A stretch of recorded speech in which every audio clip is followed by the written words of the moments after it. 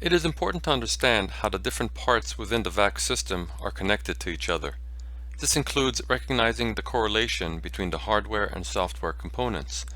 Understanding these relationships will help simplify the entire system and make the configuration process easier. Partitioning is a method of logically separating the system into distinct sections and defining specific permissions for administrators. The partition is the foundation of the access control system configuration. A system can have one partition or multiple partitions. A default partition exists automatically and can be renamed to fit any naming scheme preferred. For example, a partition could be one building, a campus with multiple buildings, a school system, or even a company with multiple offices around the world. Permissions can be defined for administrators per partition, enabling monitoring and control as needed. Different partitions can be controlled by different combinations of administrators, or all partitions can be controlled by all administrators. VAX is flexible, and in this way, different parts of the system can be separated from each other if necessary. Sites belong to a partition, and there can be multiple sites per partition.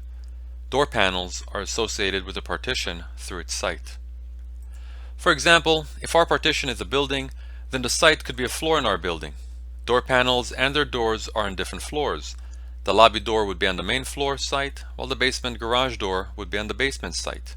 In this way, sites and partitions can be used to simplify management and create logical separators.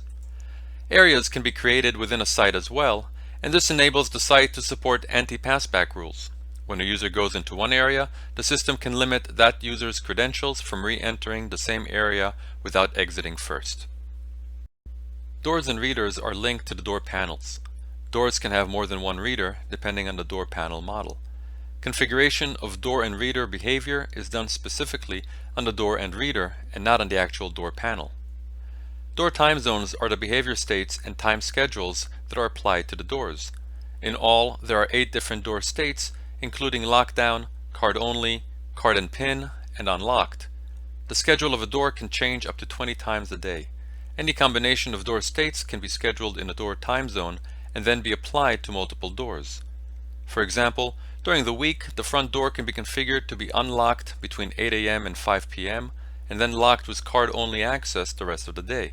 The front door can also be configured to be locked over the weekend. A user in the system is eventually granted access or no access to a particular door. User time zones are used to determine when access is allowed. Different times and days of the week can have different access. One of the default user time zones is access 9 a.m. to 5 p.m.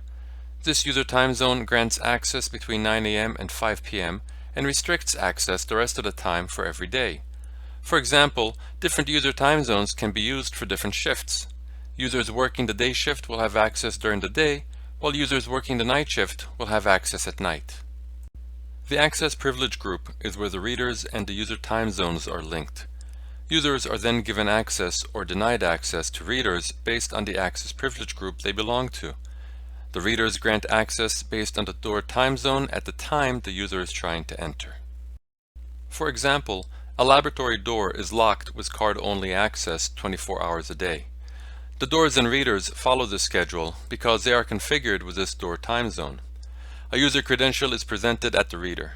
The user belongs to a particular access privilege group. That access privilege group either includes this reader or not. If not, the user is denied access. If the reader is included, then the user time zone is checked for the current time state. Permission will be granted if the user time zone schedule currently grants access. Permission will be denied otherwise.